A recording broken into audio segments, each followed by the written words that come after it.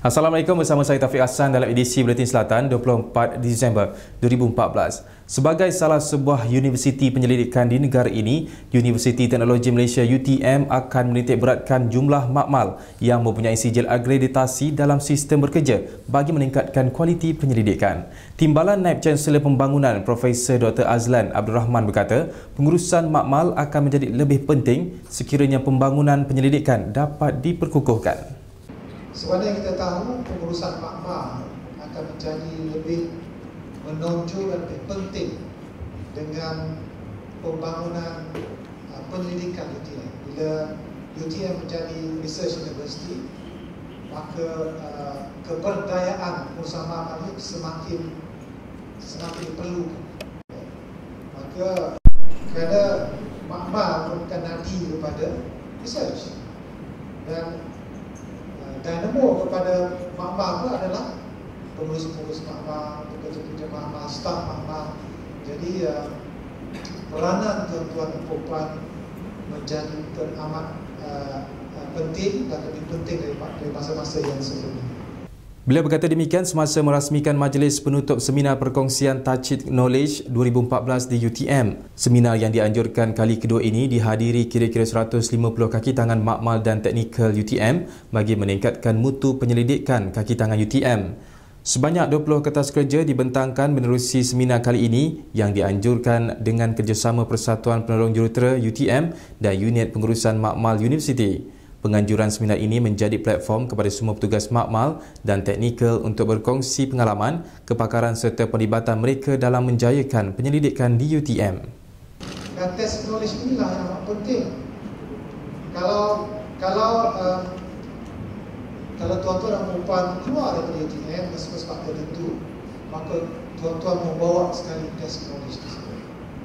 Sebab itu perkongsian itu penting, sebab kita nak test knowledge dapat dikongsikan bersama. Ini satu kebudayaan ilmu yang cukup besar, cukup penting. Susulan penyebaran berita kononnya berlaku ancaman bom di Kompleks Kastam, Imigresen dan Kuarantin Bangunan Sultan Iskandar semalam, Ketua Polis Daerah Johor Bahru Selatan, Asisten Komisioner Sulaiman Saleh menafikan sekeras-kerasnya mengenai perkara itu. Sebaliknya, apa yang berlaku adalah satu sesi latihan kecemasan pengungsian bangunan bagi menguji tahap kesiapsiagaan petugas di bangunan berkenaan dalam menghadapi situasi kecemasan. Berita palsu mengenai ancaman bom itu telah disebarkan menerusi aplikasi WhatsApp dengan menyatakan JB Central telah diletakkan bom. Malah orang ramai juga diminta berhati-hati dan menjauhkan diri serta jangan melintasi tanda amaran PDRM. Asisten Komisioner Sulaiman menasihatkan orang ramai supaya tidak panik dan jangan menyebarkan maklumat yang tidak sahih berkenaan. Perkembangan situasi banjir di Johor. Semua 4 pusat pemindahan banjir di daerah Mersing telah ditutup berikutan keadaan banjir kembali pulih. Seramai 373 mangsa daripada 105 keluarga sudah dibenarkan pulang ke kediaman masing-masing sejak Sabtu lalu. Sementara itu, program ziarah mangsa banjir telah diadakan di kawasan terjejas yang turut disertai Ahli Dewan Negeri Kawasan Endau, Datuk Abdul Latif Bandi dan Pegawai Daerah Mersing Nasir Salam. Dalam kunjungan tersebut, Abdul Razak Ali Salah, seorang mangsa banjir dari Kampung Aitawa Endau yang juga penjaga kepada 2 orang cucunya sejak 10 tahun lalu menerima sumbangan barangan keperluan harian, sumbangan Majlis Agama Islam Johor MAIJ.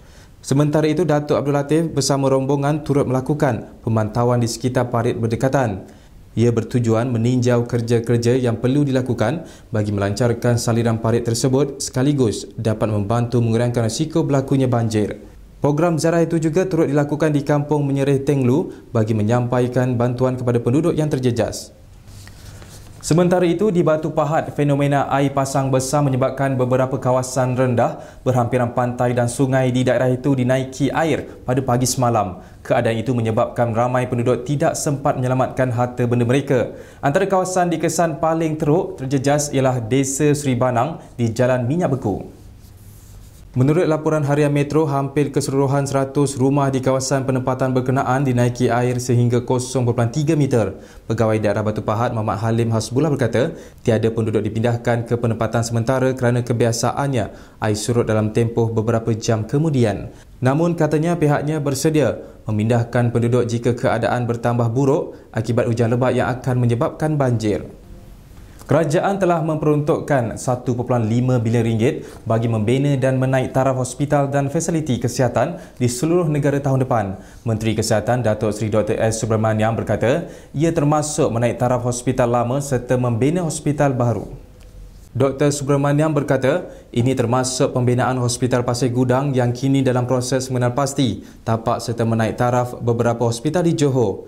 Dalam masa yang sama, beliau juga mengumumkan penaik tarafan Klinik Desa Fedah Palong Timur pada klinik kesihatan jenis 5. Kerja menaik taraf yang akan menelan belanja 20 juta ringgit itu bakal bermula tahun depan dan dijangka siap awal tahun 2016, katanya yang juga anggota Parlimen Segamat. Sekian edisi Berita Selatan, teruskan menonton kami di www.tvselatan.com.my untuk paparan-paparan berita terkini. Salam takzim.